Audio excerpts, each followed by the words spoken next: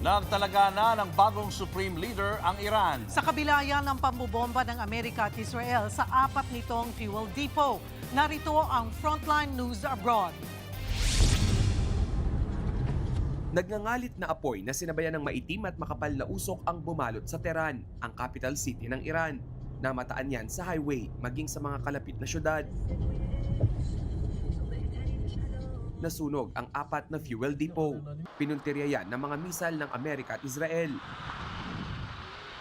Dahil petrolyo ang tinarget, mas matindi ang sunog at mas makapal ang usok. Sunod-sunod din ang pagsabog sa Iran. Sa satellite image na ito, makikita ang mga wasak na paliparan, establishmento, pati ang mga military facility ng Iran. Ayon sa Israeli military, napatay na nila ang magiging leader ng Iranian military. Habang patuloy ang operasyon ng Amerika at Israel laban sa Iran, may bago ng Supreme Leader ang Iran, si Mojtaba Khamenei, ang pangalawang anak ng nasawing si Ali Khamenei. Ayaw sa kanya ni US President Donald Trump, tila sampal daw kay Trump ang pagiging Supreme Leader ni Mojtaba. Lalo't sabi noon ng US President gusto niya ay may papel siya sa pagpili ng Iranian leader.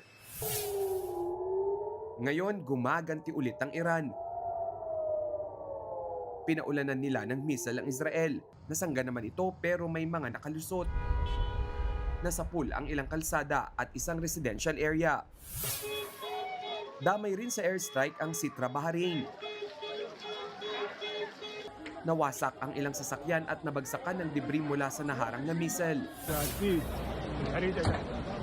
Nasunog naman ang isang government building sa Kuwait. Sa Dubai, isang high-rise building ang nadamay. Bagamat natatabla ng Dubai ang iba pang missile, nakakapinsala ang mga bumabagsak na debris. Suspendido tuloy ang mga flight.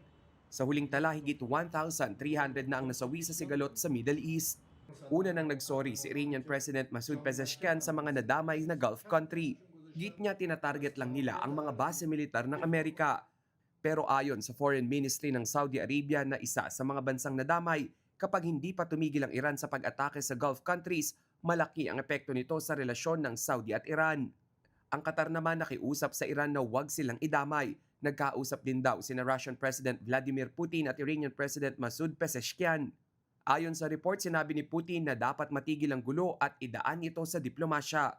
Nitong linggo lang sinabi ng Iran na handa silang makipagyera sa loob ng 6 na buwan. Wala pang sagot si Trump pero una niyang sinabi na hindi sila titigil sa pag-atake hanggat may military facilities ang Iran. Nagbabalita mula sa Frontline, Rainiel Pawid, News 5. Mga kapatid, Julius Babaw po. Para sa komprehensibo at makabuluhang balitaan at talakayan, mag-follow at mag-subscribe na sa social media pages ng News 5.